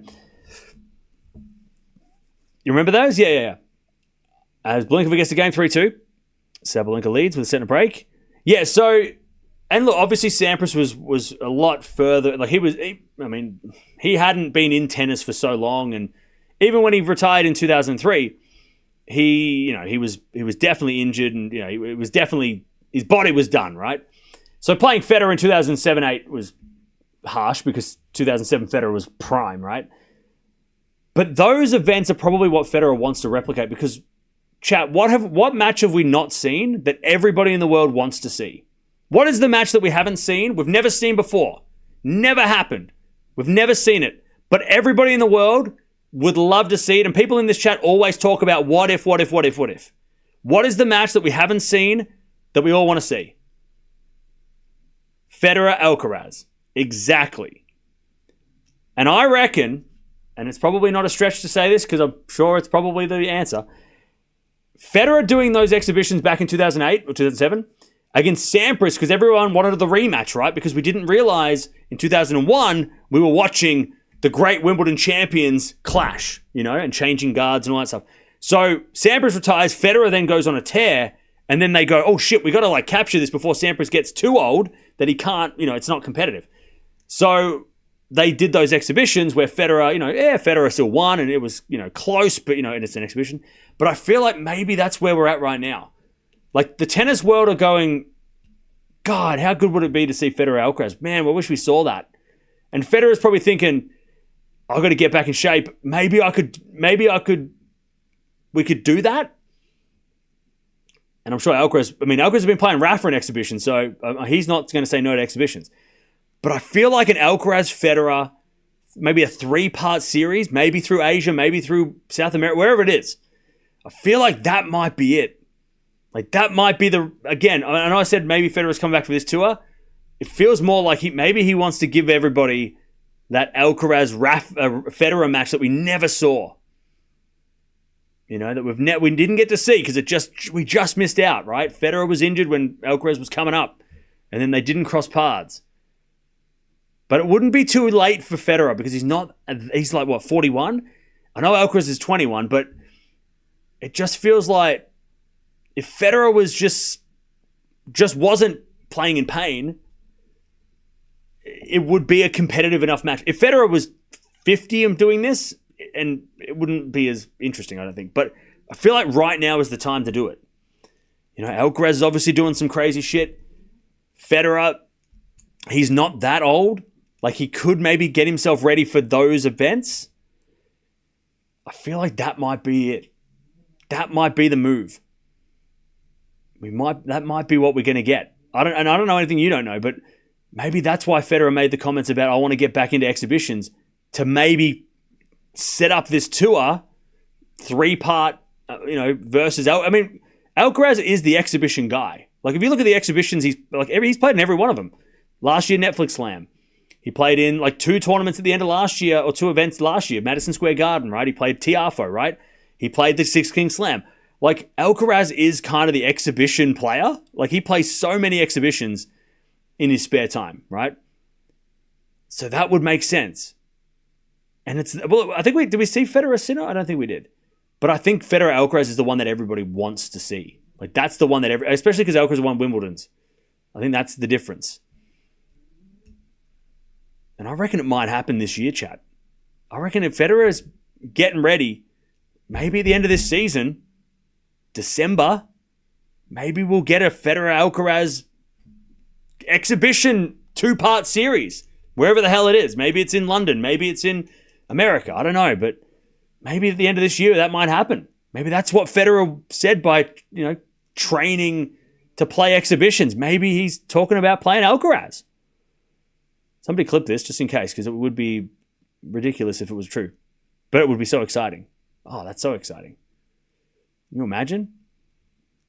I mean, the amount of people that come in here and say, hey, Federer, Alcaraz, who would win? Not that it would really make a difference if they played now and we'd go, oh, well, Federer won, so it matters. It wouldn't matter now, but it has to happen soon because Federer's not getting younger and Alcaraz is only getting scarier. And not that Alcaraz is a good sport in exhibitions. He doesn't blitz players in exhibitions. He plays the part, right? He knows how to play exhibitions. You don't come out here and win love and love, right? He knows how to. He knows an exhibition's like WWE, right? It's not scripted, but there's also rules where you're like, hey, look, go easy on me and we'll make it interesting. It's got to be entertaining, right? That's what exhibitions are about. It's not about winning. It's not about, the prize money. It's about putting on a show and making it interesting. It's why most exhibitions are close. They're very rarely one-sided. All right. 4-2 Sabalenka. But I'll tell you, yeah, so Alcaraz knows the assignment, exactly. And we saw that at the Netflix Slam last year, where he had no business being that close to, Rafa had no business being that close in the tiebreak in the end. But Alcaraz knew the job. He's like, we got to make this close. And that's fine. I mean, I'm not I don't care if exhibitions are played that way. I think we all know it's an unwritten rule, Because if it's not close, then it's not interesting and nobody's going to talk about it. Like if Federer loses 1-1 to Alcaraz, nobody's going to care. So I don't know. Maybe I'm selling my own supply to myself, Chad. I'm liking what I'm saying.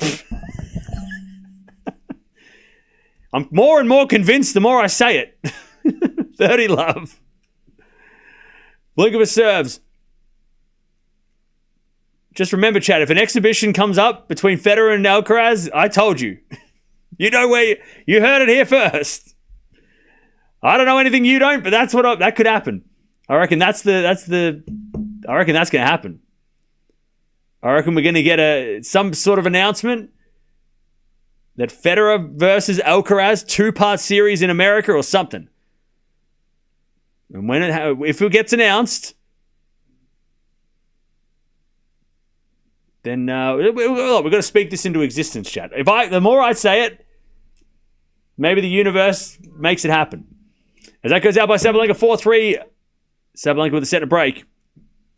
The more I talk it up, the better it's going to be. For maybe, yeah. Somebody clip this and write it as like Federer Alcaraz exhibition prediction or something.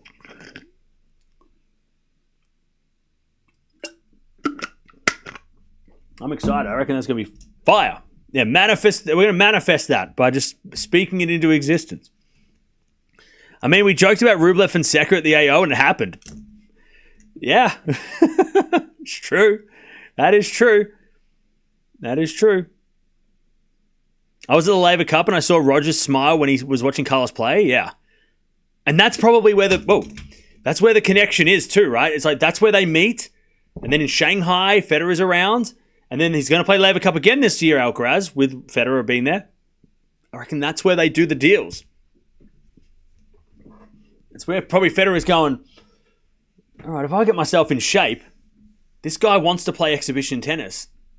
Let's work on something.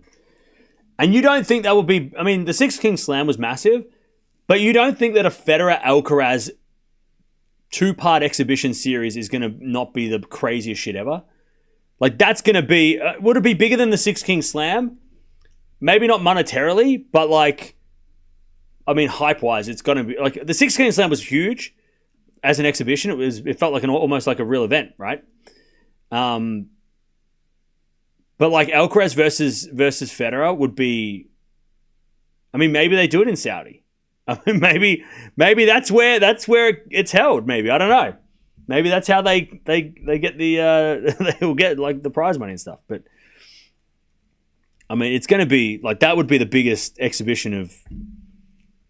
I mean, it would go down in history as one of the biggest exhibition events we've ever seen. You know, it'd be up there with that Federer-Sampras one that I spoke about. It'd be up there with the clash of surfaces between Federer and Nadal, the one where they played half grass, half clay, right? It'll be up there as one of those, right? I think it'll be bigger than the Netflix Slam because the Netflix Slam, we'd already seen Alcaraz versus Nadal. It wasn't like the first and only time, right? We'd already seen them play, so it wasn't like nothing new, right? We'd seen that. We knew, we saw that result, right? Madrid in 2022 was more important when they played, right? But Alcaraz never played. What to expect? I mean, just watching Federer hit backhands. I mean, I don't even know. Anyways, love 15. The matchup doesn't seem fair to Roger. I'm pretty sure he'd much rather play Rafa. It's an exhibition. Don't think about it too hard because it doesn't matter about like what Alcaraz is like in 2025 and what Federer is like in 2025. It's got nothing to do with their abilities in their current situation, right? It's not about being fair and level. Like Alcaraz played Rafa when Rafa had like one hip, and it was a close tiebreak third set because Alcaraz knew that he knew the assignment, and also there's a bit of respect there for Alcaraz. Be like, I'm not gonna show off in front of everybody and show how strong I am. He knows that it's an exhibition. It's an exhibition. If they're playing a real match, you'd be like, yeah, this is not good, right? Federer's knees are not good, whatever. But for an exhibition, it is. Don't worry about it too much. It will be so fair. It'll be very fair. But Federer's got to get himself in shape so we can make this happen. He's got to get himself right so he can be competitive against, just so that when he gets on the court, we see him as he was, and we get that nostalgia and all that fun stuff we love watching the legends play, right? It's 30-15. Make it happen, Roger. Make it happen. Make it happen. Tennis gods, please. We have nothing to do in December. Make it happen. Make it happen.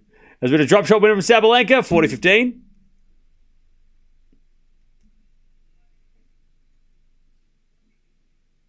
All right, 40-15. It's got to happen now, though. If it doesn't happen in the next 2 years, I don't know if it will ever happen.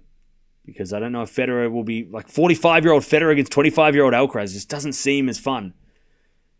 Whereas right now, Alcaraz is just getting started, and Federer, he's not that far removed. Only a couple of years out of the game. It's not. It feels like right now might be a good time. Serving the backhand of Blinkova. Return goes in from Sabalenka. Blinkova backhand winner, 40-30. How old was Sampras and Federer in 2008?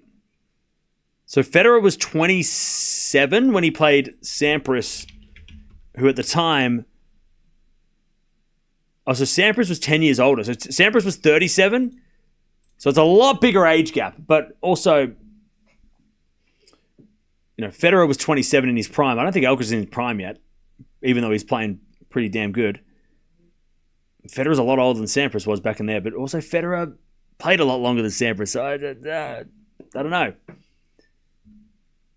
Again, to be honest, it's not really about the result when this happens, is it? It's about just watching them both play against each other. Watching them hit against each other.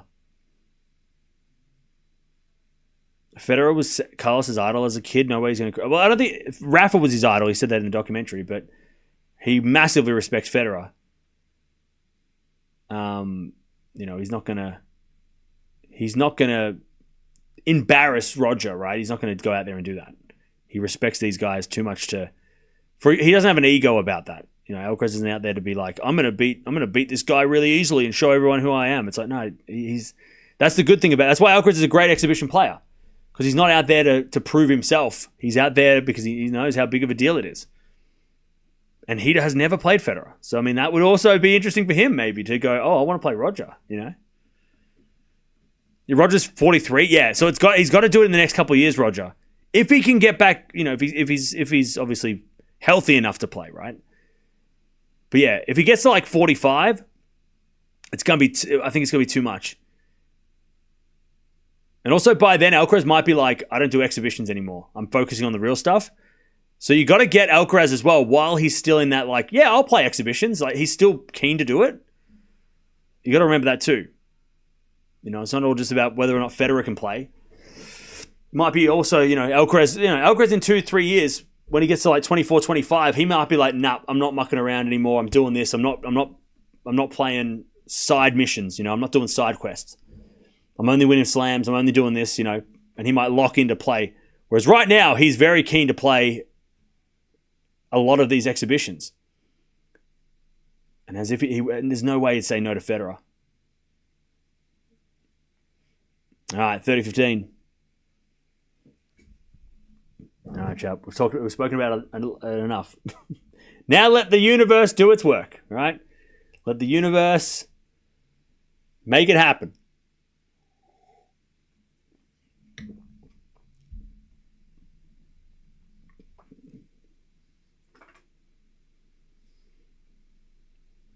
All right, 30-15. As Blinkova serves. As a return goes in from Sabalenka, Blinkova slice on the stretch. And Sabalenka forehand to the forehand of Blinkova. Into the forehand of Sabalenka. Blinkova backhand in the net. 30-0. Oh, hello. Hello. Oof. What's up? Oof. What's up? What's up? What's up? Hey. Hey. All right, 30-0. Hey.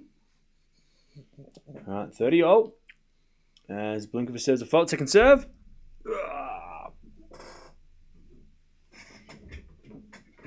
Second serve.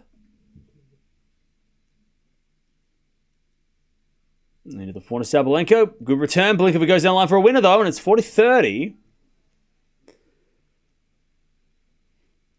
40-30.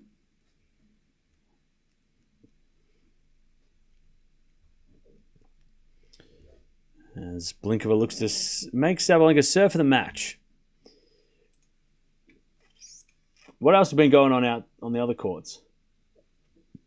Jabeur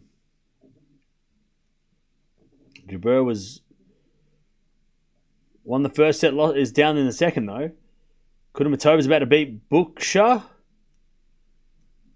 Cerundolo won the first set in a tiebreak against FAA in an hour. Okay, that's taking time.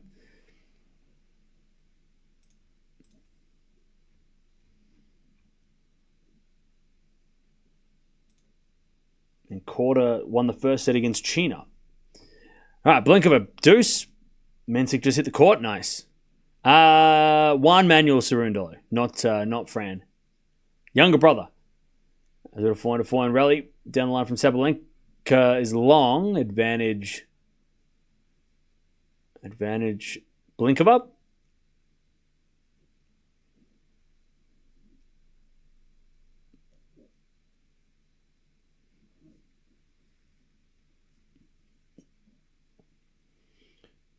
Popham was up 3-love. Oh, no.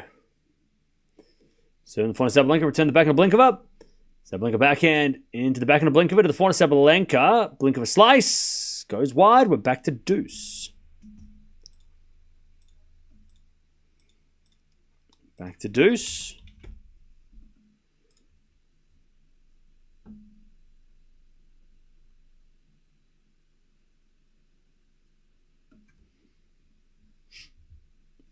All right, back to deuce. As the return goes in the backhand of Blinkova. Slice from Sabalenka. Goes long, and it's advantage Blinkova.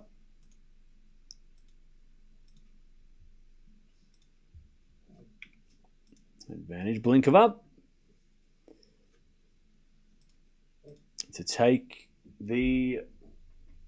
To make Sabalenka serve for the match. And Sabalenka hits a wide on the return, and Blinkova holds. 5-4, Sabalenka will serve for the match. Yes. Hey. No, 1 second. All right, Rublev is also up for a banger against Monf. Yeah, that could be interesting too. No, see you later, Zero. I wish Feast can lose all year after what he did to my bet. All right, relax, buddy. Nobody cares.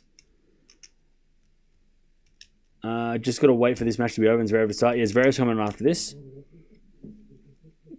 Winner of Popper and Bublik plays the winner of Rublev and Monfils. That's interesting. Interesting.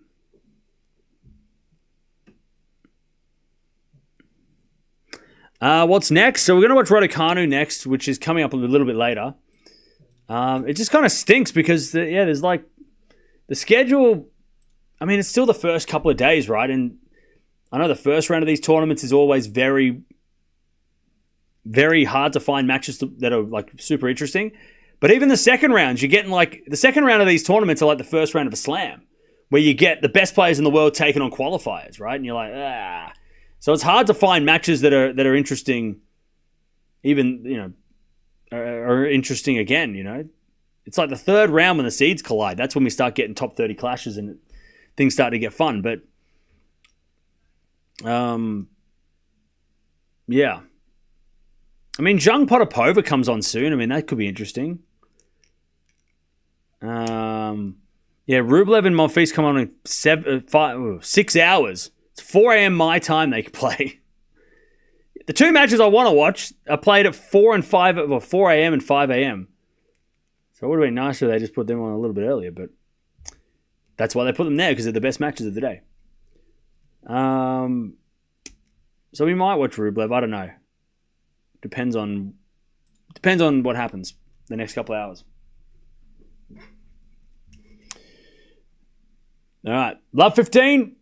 Sabalenka trying to serve for this match. Yeah, Fonseca Paul tomorrow is going to be really fun. There's a lot of good matches tomorrow, so hopefully they're all on center court. We just watch them. All right, first serve's a fault, second serve.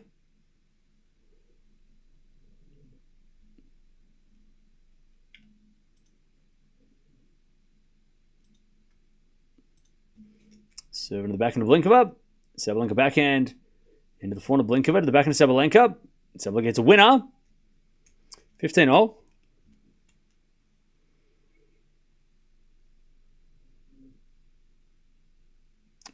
15-all.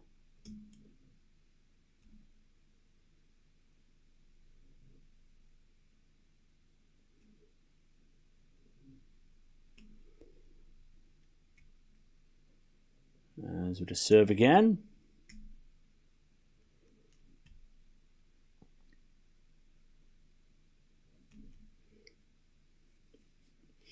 Here's a fault, second serve.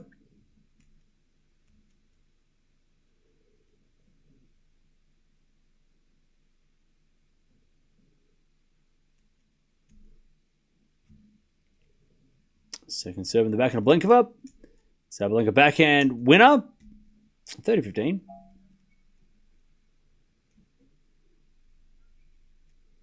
30-15.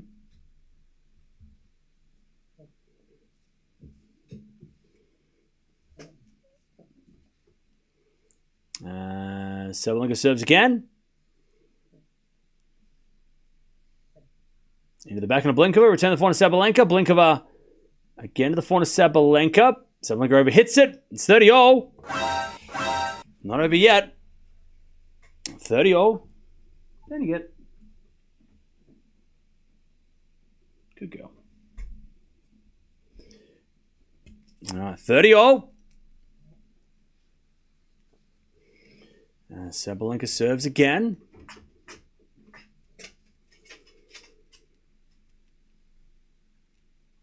Serve is a fault. Second serve.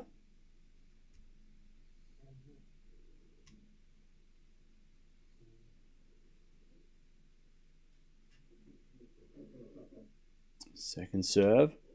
Into the forehand of Blinkova. Forehand from Sabalenka goes long, and it's 30-40. Blinkova to break back. All right, Sabalenka in trouble.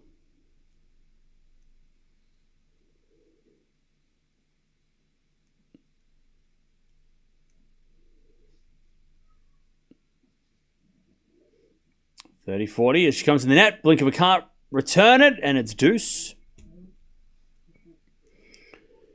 We get to deuce.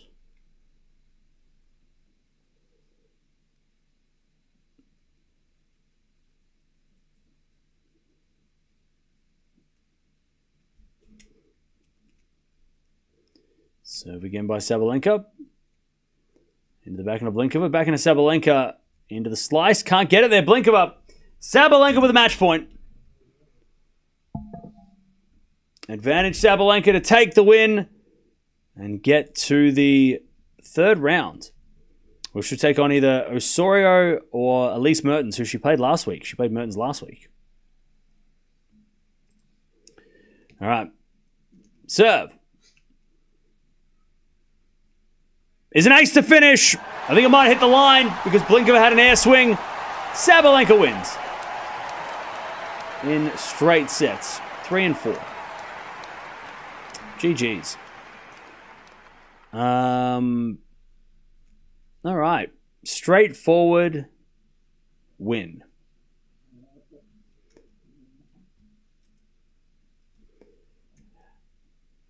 There we go. All right. Yeah, good way to finish. Solid way to finish. We're just going to wait for the next match to start, which is coming up later. This was Sabalenka's 100th eighth of the year. Nice. Good finish. Good way to finish.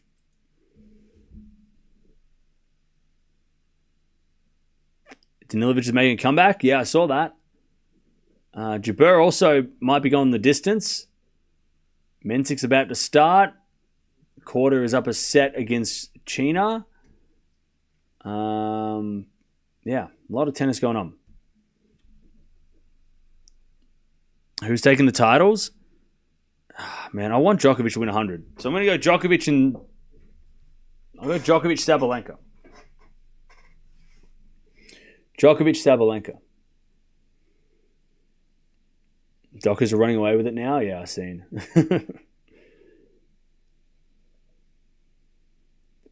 Yep.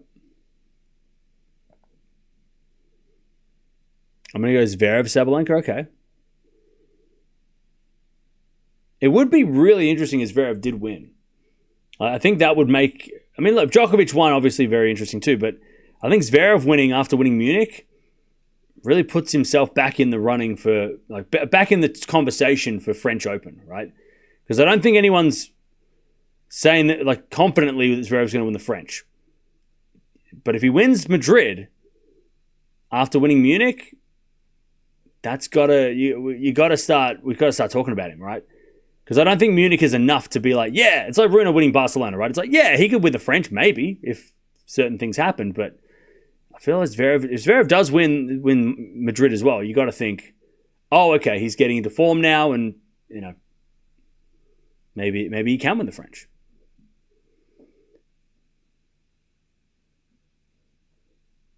If Madrid is not similar to RG, Zverev's confidence would be sky high if he wins. Yeah. I mean, after what happened the last couple of months for Zverev, I think winning back-to-back titles and winning a 1,000 trophy is going to, even if it's not the same surface or the same clay as we're going to get at Roland Garros, he's still going to feel pretty good.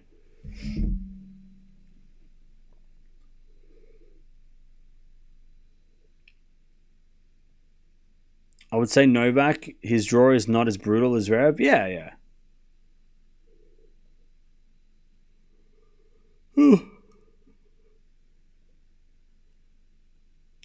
Saw the ladies' odds yesterday. Swiatek, Sabalenka, Andreeva, Gauff, Zhang, Raducanu. Okay. I'm a little surprised Sabalenka's not the favorite.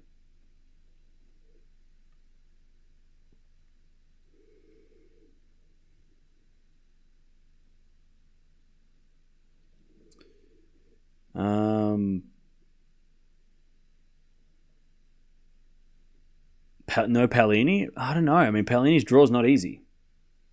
And also Paolini beating like Sabalenka and Swiatek and, you know, Andreeva. I mean, there's a lot of people ahead of her. Pegula and Gauff as well.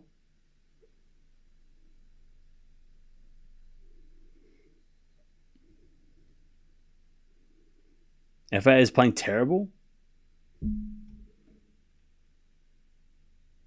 Yeah, he is struggling. All right. We've got some time until the next one, so I'm going to send you over to the Raducanu match, which is coming up. Hopefully comes up soon. So we'll watch that hopefully in a couple of, or maybe quarter has to play, and then we've got Svitolina. So maybe it could be in like a couple of hours. I mean, the quarter could get it done, and then Svitolina could get it done, and then we might be back quicker than we think. But jump over there and talk amongst yourselves. We'll be back a little bit later. But good win by Sabalenka, 6-3, 6-4. She beats Blinkova in straight sets and gets her Madrid off to a good start. She'll take on the winner of Mertens and Osorio, who I think are coming up soon. So we'll keep an eye on that result as well. But good win by Sabalenka. Wasn't the best match she's ever played, but she got the win. Couple of breaks. She's into the third round. I'll see you guys soon.